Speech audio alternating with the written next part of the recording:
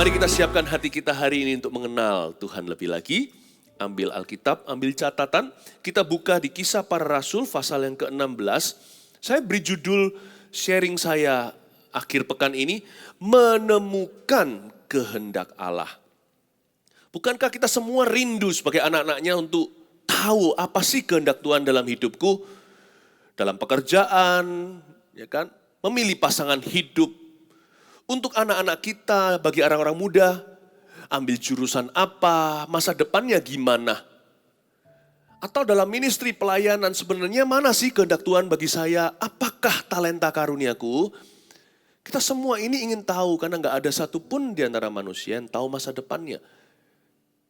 Masa depan mungkin bisa tersembunyi, tapi kehendak Tuhan pasti diwahyukan bagi hati yang mencari.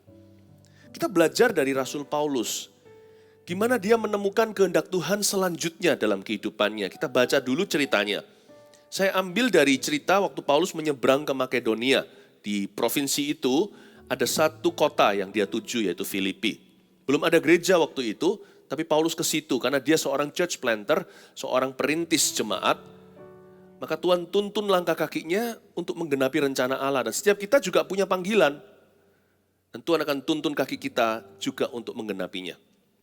Paulus menyeberang ke Makedonia, Kisah Para Rasul 16, ayat yang ke-3, ayat ke-4. Paulus menyeberang ke Makedonia menemukan kehendak Allah.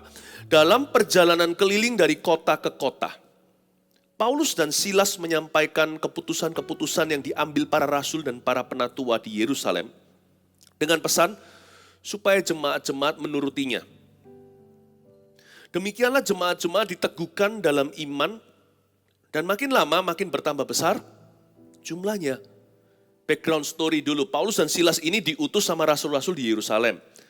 Di pasal sebelumnya mereka barusan meeting atau musyawarah, ada mubes, musyawarah besar, rapat para hamba-hamba Tuhan. Dan Paulus Silas dijadikan utusan untuk pergi ke daerah-daerah khususnya non-Yahudi untuk menyampaikan keputusan gereja di Yerusalem yang termasuk di dalamnya bahwa umat Tuhan, gereja harus tetap memberitakan Injil, baik tidak baik waktunya. Dan juga diberikan sebuah instruksi untuk tidak lupa senantiasa membantu orang yang miskin dan lemah. Bahkan ada himbauan yang sifatnya desakan agar supaya tak satu pun anggota gereja terlibat dalam penyembahan berhala, hingga sesimpel-simpelnya makanan berhala yang disajikan. Kita harus hati-hati dan waspada, supaya jangan jadi batu sandungan. Lalu Paulus dan Silas membawa surat-surat ini, termasuk di dalamnya tambahan seperti jangan makan darah. Nah ini penting sekali bagi orang Yahudi, dan harus diperhatikan. Paulus dan Silas membawa surat perintah itu, surat keputusan kemana-mana. Apa maksudnya? Kita belum cerita, belum dapat gambaran bagaimana Tuhan akan memakai mereka di Makedonia. Very soon, sangat dalam waktu yang sangat dekat, Paulus merintis sebuah jemaat dan memenangkan jiwa di penjara. Ini luar biasa. Kehendak Tuhan akan segera dinyatakan, perkara-perkara lebih besar lagi. Tapi sebelumnya, kita harus lihat, Paulus gak menganggur secara rohani. Dan juga kehidupannya ada pekerjaan. Banyak orang ingin mencari kehendak Tuhan, tapi gak berbuat apa-apa. Nah itu salah. Rasul Paulus dan Silas, mereka itu menemukan kehendak Tuhan selanjutnya dalam kewajiban mereka. Jadi penting sekali untuk kita itu bertanggung jawab dulu dengan kehidupan ini. Yang pasti kehendak Tuhan yang minimal, kehendak Allah yang paling general, yang paling umum adalah untuk kita percaya pada Tuhan, hidup kudus contohnya. Tapi untuk kita tahu Tuhan ini mau tuntun kita kemana, Tuhan tidak akan beritahu kita ketika kita itu bengong sendiri di kamar, lalu memikirkan gua mau apa. Tuhan mau kita sibuk dalam tanggung jawab kita, pekerjaan sehari-hari, lakukan itu. Dan di tengah-tengah itu Tuhan akan wahyukan sesuatu. Ingat Adam dan Hawa. Adam itu dikasih Hawa, pasangan hidup ketika dia memberi nama hewan dan ciptaan. Di Taman Eden itu dia bekerja. Dia dapat dulu pewahyuan yang umum. Dia mengerti tanggung jawabnya, dia sebagai gardener atau sebagai tukang kebunnya Tuhan. Kalau Anda adalah seorang pelajar, nggak usah tanya kehendak Tuhan apa. Belajar itu kehendak Allah untukmu di usiamu. Duduk di bangku sekolah, ya harus studi. Seorang pelajar itu panggilan.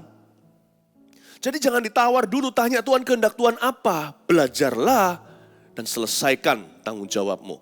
Dan sementara itu di tengah-tengah kesibukanmu Tuhan akan wahyukan what your next step should be. Langkah berikutmu itu apa? Tuhan akan wahyukan di tengah kesibukan. Kehendak Allah itu, kehendak Allah selanjutnya baru ketemu di tengah-tengah tanggung jawab kita. Rasul Paulus dan Silas. Kalau Anda adalah ibu rumah tangga, kan kita tahu kehendak Tuhan yang sudah tertulis, tertuang dalam firman. Tidak perlu mendengar lagi. Kalau kita di jalanan lagi setir mobil, nggak usah menunggu lampu. Ketika lampu merah menjadi hijau, nggak usah tunggu Menteri Perhubungan. Nggak perlu tunggu Menteri Lalu Lintas untuk beritahu, go. When it's green, then you go. Kan kita ambil SIM, sudah ada tesnya. Udah tahu bisa membaca lampu merah. Kalau Anda adalah ibu rumah tangga, sudah tahulah firman Tuhan berkata, hormat pada suami, layani family. Nah di tengah-tengah kesibukan kita itu nanti, Tuhan akan wahyukan perkara-perkara lebih spesifik ke dalam kehidupanmu dan kehidupanku. Kalau kita adalah seorang pekerja, karyawan, tugas kita itu lakukan seolah-olah kepada Tuhan. Bukankah firman Tuhan ajarkan di surat Paulus juga? Hendaknya hamba melayani tuannya. Yang bengis pun harus dilayani, apalagi yang baik dan jujur. Terlebih lagi kalau saudara seiman. Lakukan itu seolah-olah untuk Tuhan. Jangan tanya apakah kehendak Allah. Bekerjalah dengan sungguh-sungguh, dengan jujur pula. Nah nanti di tengah-tengah tanggung jawabmu itu, Tuhan wahyukan sesuatu. What your next step would be. Bagaimana investasi, menabung, kita harus melakukan apa. Bagaimana mengelola kasih karunia. Tuhan akan berikan tuntunan demi tuntunan kepada orang yang mau bertanggung jawab sehari-hari. Paulus dan Silas nggak nganggur. Mereka bekerja membawa surat perintah kemana-mana. Dan di tengah-tengah mereka sedang melakukan tugas mereka, Tuhan memberi mereka mimpi dan penglihatan. Ayat berikutnya, ayat 6.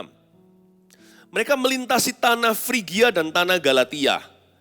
Karena Roh Kudus mencegah mereka untuk memberitakan Injil di Asia. Ini bukan Asia, benua Asia sekarang, Asia Tenggara, Indonesia. Ini Asia, ini Turki maksudnya. Dan setibanya di Misia mereka mencoba masuk ke daerah Bitinia. Tetapi Roh Yesus tidak mengizinkan mereka. Ayat 6 dan 7, ada perkara-perkara yang kelihatannya negatif. Tapi merupakan tanda bagi dua rasul ini.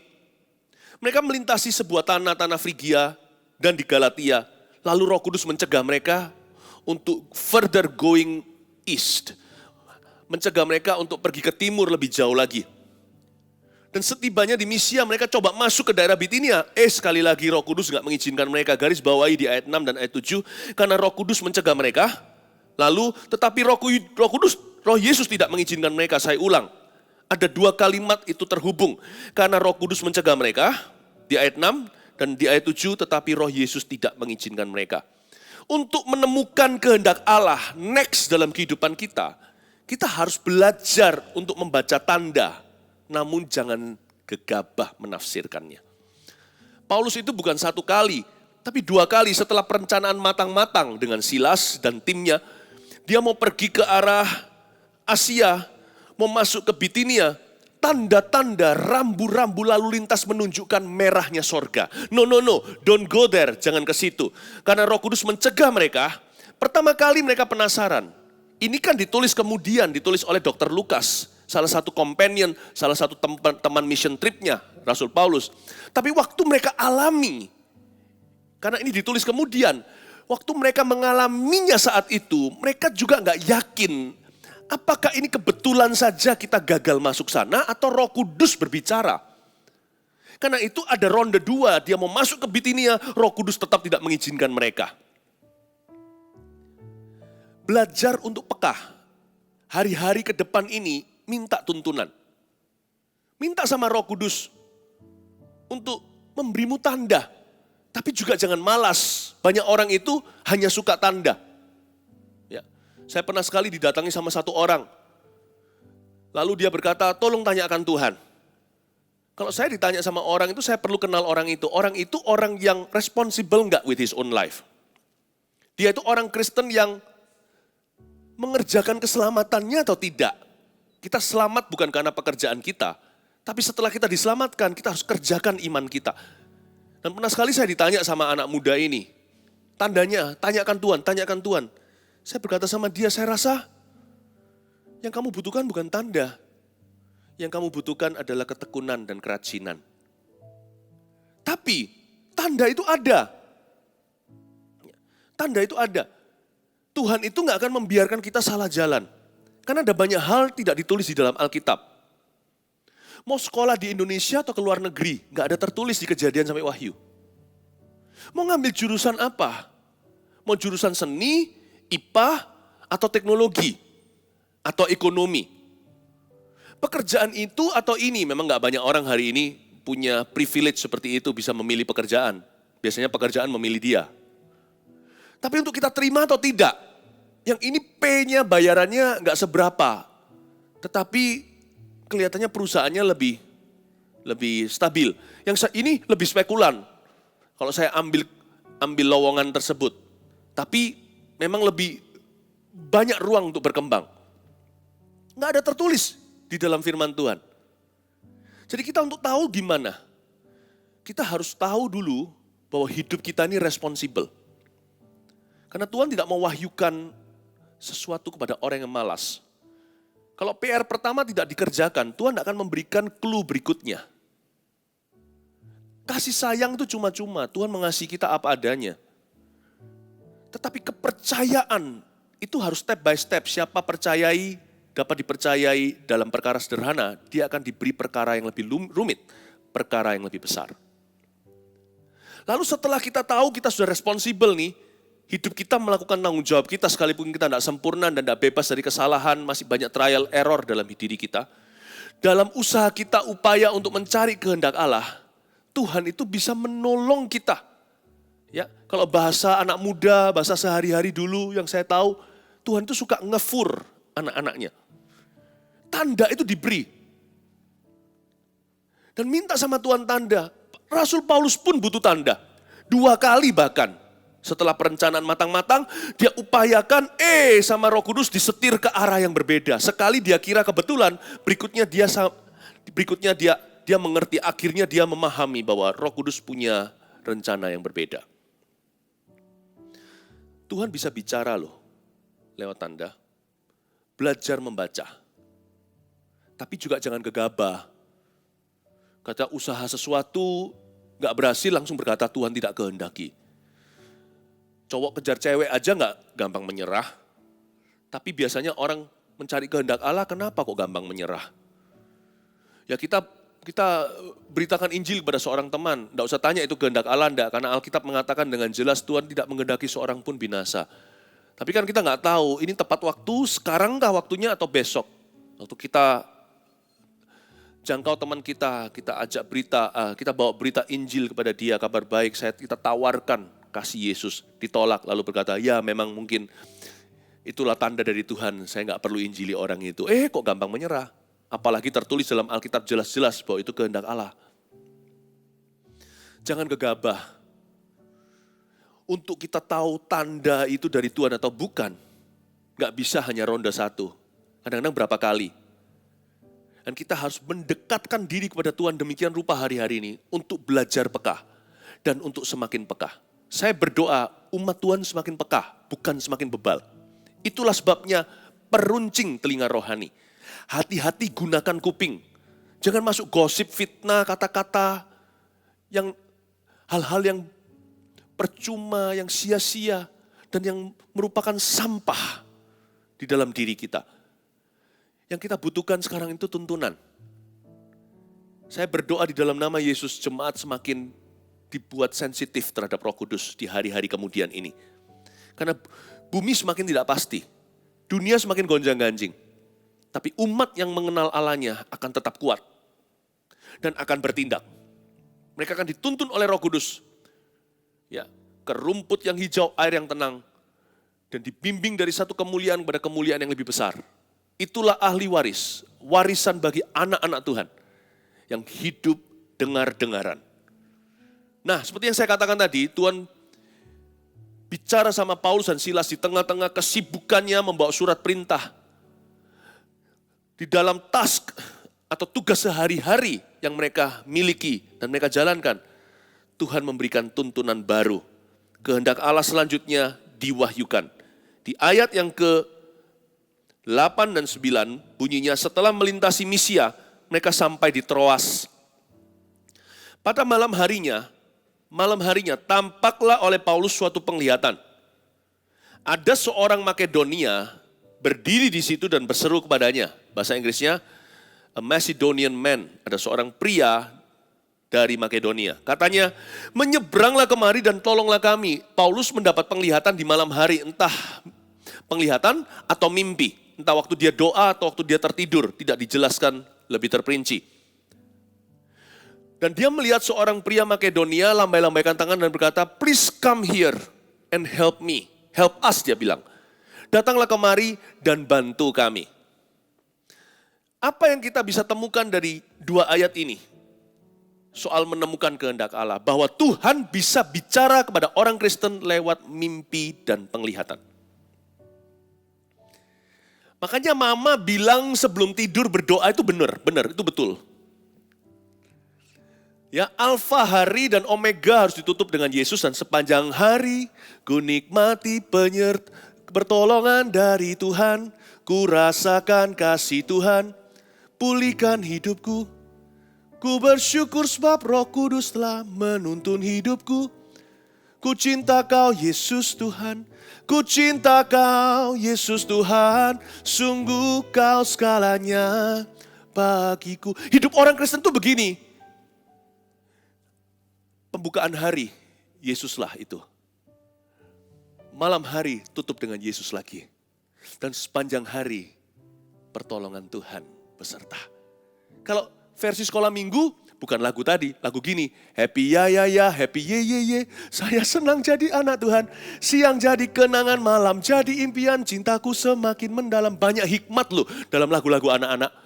Itu lagu sangat-sangat biasa kita dengar, terkesan lucu bahkan, tapi terkandung banyak wahyu di dalamnya. Siang jadi kenangan, karena banyak testimoni pertolongan Tuhan. Malam jadi impian. Malam pun bermimpi Tuhan, cintaku semakin mendalam keesokan harinya. Saya ingin Anda dan saya mempraktekkan suatu cara iman. Buka hari, tutup hari dengan Tuhan, sepanjang hari ku nikmati pertolongan dari Tuhan. Paulus ini, saya yakin dari dua ayat yang kita baca tadi ini, 8-9 aja, saya menyimpulkan bahwa orang ini seorang yang doa pagi, seorang yang doa malam. Dan orang yang jalan hidupnya dituntun oleh Roh Kudus. Pada malam harinya tampaklah oleh Paulus suatu penglihatan. Tuhan bisa kasih kita mimpi dan penglihatan. Karena sekali lagi seperti saya katakan tadi, tidak segala sesuatu yang kita perlukan, semua tuntunan itu sudah tertulis di dalam Alkitab. Tapi semua yang kita butuhkan untuk iman kita, semua ada di dalam Alkitab. Ya kan? Tapi siapa yang kita akan nikahi? Kalau seorang perempuan dikejar oleh laki-laki, apakah dia kehendak Tuhan? Yang mana kehendak Tuhan? Kalau yang ada kalau pilihannya beberapa. Tapi jangan jadi player, karena itu bukan kehendak Allah. Siapa yang harus saya katakan I do atau saya bersedia? Tuntunannya di mana? Kita punya prinsip-prinsip rohaninya, tapi nggak tertulis nama. Karena nama-nama yang tertera di Alkitab, di Tawarik contohnya, atau di Esra, siapa di orang Israel, itu nama-nama bukan nama-nama Yahudi, bukan nama Indonesia. Nggak ada Budi, Wati, Iwan di dalamnya. Untuk kita bisa menemukan kehendak Tuhan, selain kita minta tanda, Tuhan juga bisa bicara kepada kita dengan cara yang ekstra. Tapi selalu catat ini, selalu harus sesuai dengan firman. Oleh karena itu ujilah dengan Alkitab semua mimpi penglihatanmu. Tidak mungkin melanggar firman Allah yang tertulis, karena Roh Kudus tidak pelin-pelan. Semua mimpi penglihatan itu harus diuji dengan firman. Dan diuji dengan peneguhan, simpan di hati seperti Maria, dia nggak mengerti segala sesuatu, apalagi soal Yesus. Tapi selalu ada kata-kata begini dalam biografi Maria di Alkitab. Maka Maria menyimpan hal itu di hatinya. Jangan cepat-cepat ceritakan mimpi sebelum kita uji. Nanti seperti Yusuf berakhir di selokan dan di rumah Potifar. Nanti menimbulkan salah paham yang tidak perlu atau sebelum waktu. Nanti akhirnya dijual dan dibuang ke sumur. Buat apa undang aniaya atau kontroversi yang tidak perlu. Kalau Anda dapat satu mimpi, Anda uji. Penglihatan, Anda uji. Uji dengan peneguhan. Sebab kadang-kadang penggenapannya tidak persis yang seperti kita mimpikan. Karena ketika orang tertidur malam hari untuk mendapat penglihatan, orang peka seperti Paulus pun ada miss-nya. Nanti Anda baca, Anda lihat. Dia lihat pria, nanti di Filipi ketemunya Lydia. Ketemunya wanita. Kita bisa miss. Karena orang mimpi itu kan semua kejadian siang hari terekam di alam bawah sadar. Dan mungkin mimpi kita dari Tuhan itu segini, tetapi lemaknya segitu. Hal-hal yang gak perlu juga ngikut-ngikut karena otak kita main trik dengan diri kita. Roh Kudus bicarakan lewat tubuh yang gak sempurna. Badan kita ini loh gak sempurna, brain kita juga gak sempurna, memori kita juga gak sempurna. Tapi dalam ketidaksempurnaan kita, Roh Kudus tetap bisa bicara. Contohnya lewat mimpi dan penglihatan. Ya. Apalagi kalau itu dapat mimpi, siapa jodohnya, jangan bangun tidur, ku terus mandi, langsung telepon si dia dan berkata, kamulah jodohku, Tuhan berkata. Diam saja, tunggu waktu kalau memang dia adalah jodohmu. Cinta tidak akan bertepuk sebelah tangan, pasti akan disambut. Karena cinta nggak bisa dipaksa. Nanti kalau sudah menikah, boleh deh cerita. Atau sudah tunangan gitu aja lah minimal. Paling tidak bisa ngomong sama pasangannya, aku pernah mimpi tentang kamu. Tapi jangan pakai mimpi penglihatanmu untuk memanipulasi. Tuhan bisa bicara lewat mimpi. Pernah Tuhan bicara lewat mimpi kepada saya tentang seseorang. Ketika saya sampaikan, ini bukan soal perjodohan, kalau begini-begini gak pernah. Saya terhadap istri saya aja gak pernah begitu waktu saya kejar dia. Tapi ini untuk menolong usaha seseorang. Saya bilang, hey, Ras, aku dapat mimpi begini. Kayaknya bla bla bla. Dia berkata, enggak tuh. Lalu dia cek, saya bilang, saya selalu akhiri kalau sharing beginian. Kalau firman Tuhan, saya enggak perlu memberikan apology atau tidak ada permintaan maafan. Saya akan sampaikan demikian firman Tuhan, ayatnya di sini. Kasih firman Tuhan. Karena firman Tuhan ini sudah lengkap. Alkitab ini sudah final. Tapi kalau itu berupa sebuah pewahyuan ekstra mimpi penglihatan dan itu berupa pesan pada seseorang, saya sampaikan dengan hati-hati, bijaksana dan rendah hati, saya bilang begini pada akhirnya. Tapi ini mimpi ya, harus diuji, benar atau enggak. Kalau sampai salah, saya minta maaf, saya yang enggak sempurna. Tapi kalau saya tidak bicara, siapa tahu benar, nanti saya salah di depan Tuhan. Saya sampaikan orang itu cek dan recheck kembali apa yang terjadi, sesuai dengan mimpi saya atau tidak, saya minta kami berdua menguji, sungguhan dia kembali dan berkata, ternyata benar pastor, yang Anda mimpikan itu kejadian. Lalu setelah itu dia berkata, terima kasih dan sebagainya, saya berkata, oh saya hanya alat, tidak usah berterima kasih dengan saya, wong saya sendiri tadi juga nggak pasti. Tapi saya merasa nggak mungkin saya mimpi begini. Paham maksud saya? Tuhan bisa bicara lewat mimpi dan penglihatan, tapi harus diuji dengan peneguhan, bukan hanya dengan firman. Rendah hati untuk menguji mimpi. But it's beautiful kalau ada orang Kristen yang tidak percaya mimpi penglihatan, ya sayang. Ya nggak apa-apa sih. Dengan Alkitab aja cukup. Tapi kalau orang dekat dengan Alkitab, pasti rohnya dibuat juga semakin peka.